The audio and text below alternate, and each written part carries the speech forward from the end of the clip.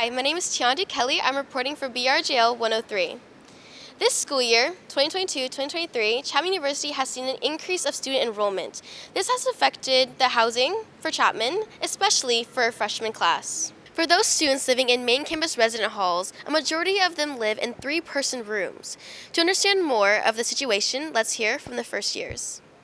I think living in the dorms, you kind of get a sense of community and family a lot. I know off-campus housing is also nice just because you feel like you have your home as a house.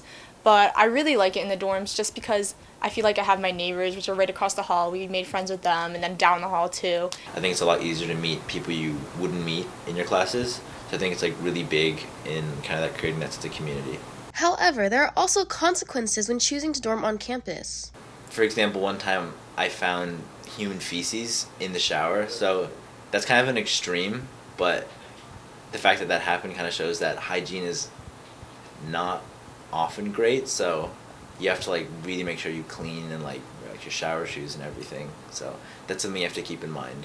The study lounges in the hallways, definitely the trash room. They all get a little messy at times. The trash room, if they don't close the door, the stench can kind of leak into the halls. Never really into our room, but it definitely gets smelly out there. Prior to freshmen arriving, the school sent out an email discussing non-guaranteed housing, asking students if they would prefer to live on or commute to campus. Since I'm pretty close in the area, and due to them over-admitting, I was put in Panther Village. In Panther Village, there's a kitchen, which I'm really enjoying, and it's also a lot bigger. Everyone that I've talked to in Panther Village really like the big room in the kitchen, so yeah, I guess that's a good side of it. Students living in the residence halls aren't the only ones being affected by over-admittance.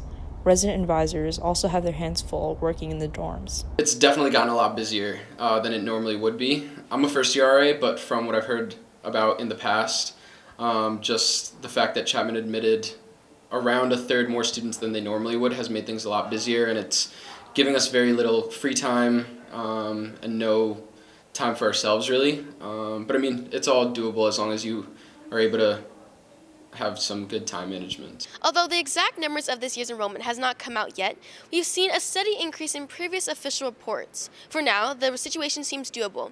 But at this growing rate, we'll just continue to observe how Chapman will handle housing their growing population. This is Tayondee Kelley reporting from Chapman University for BRJL 103.